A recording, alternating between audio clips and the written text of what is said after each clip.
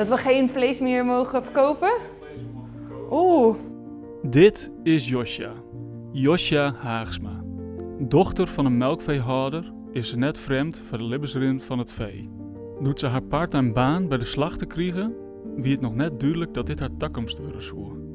Ze wist dat ze van haar werk goed eten mocht zou worden. Net steende de verschouwing oer minder vleesgebruik in de maatschappij, zocht ze dat maar een frisse en nuchtere uitstraling. Ja, ik ben uiteindelijk nooit weggegaan hier. Ik had gewoon heel erg naar mijn zin om hier te werken. En ik wist niet zo goed welke opleiding ik wou doen toen ik 16 was. Dus toen uiteindelijk adviseerden ze me om een slagersvak in te gaan. Ik ben nu de bovenbil aan het losmaken. Deze die halen we er eerst van af en dan komen de andere botten eigenlijk vrij te liggen. Eigenlijk toen ik op school zat kwam ik er wel achter dat ik het vak zelf ook heel interessant vond. Dat was volgens mij eigenlijk de eerste keer dat we gewoon een heel half varken in de klas uit gingen benen. Dat was eigenlijk een beetje het moment dat ik dacht van, oh, het zit eigenlijk gewoon hetzelfde in elkaar als dat wij zelf in elkaar zitten. En toen werd ik daar wel heel nieuwsgierig naar.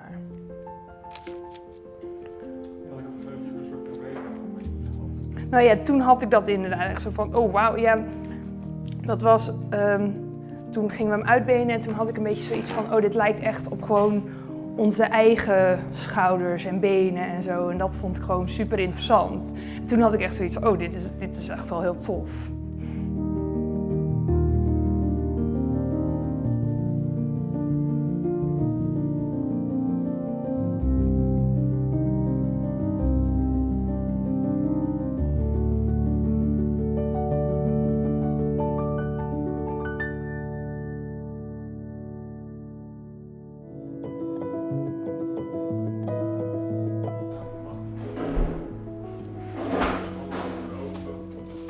Dat we geen vlees meer mogen verkopen?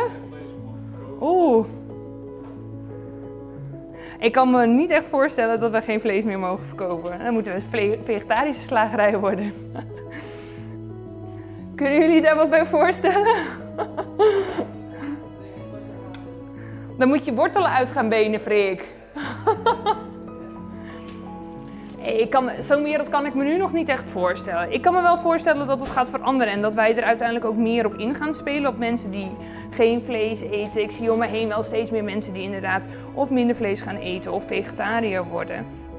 En ik denk dat dat uiteindelijk wel iets gaat zijn waar wij ook op in gaan spelen. Maar ik denk dat wij nog wel steeds de focus op vlees gaan houden. En ik denk dat dat ook belangrijk is dat we dat blijven doen. Omdat de mensen die inderdaad dan nog een keer dat mooie stukje vlees willen eten, dat die dan bij ons kunnen komen om gewoon een goede kwaliteit stukje vlees te eten.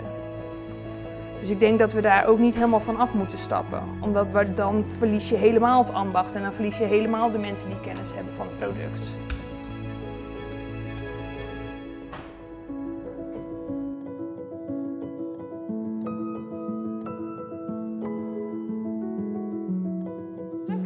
Alsjeblieft. En de bestelling voor nu. Kijk, alsjeblieft. Nou, fijne dag. Tot ziens.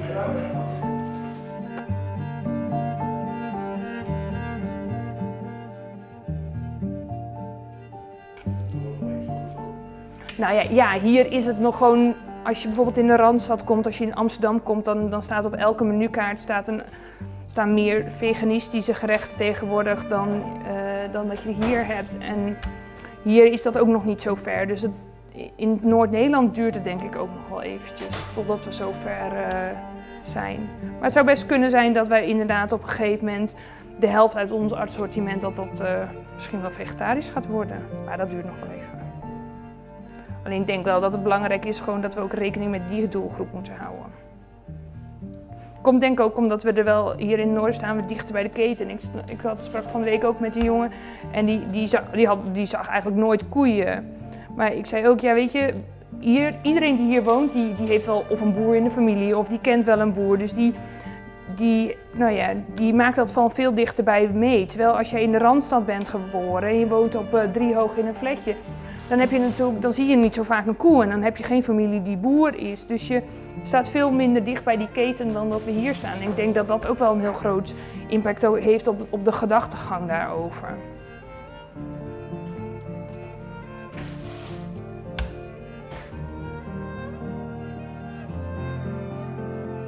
Bist nou ik benijd worden naar het hele verhaal van Josja? Beluister de podcast van Lene Vries op Spotify.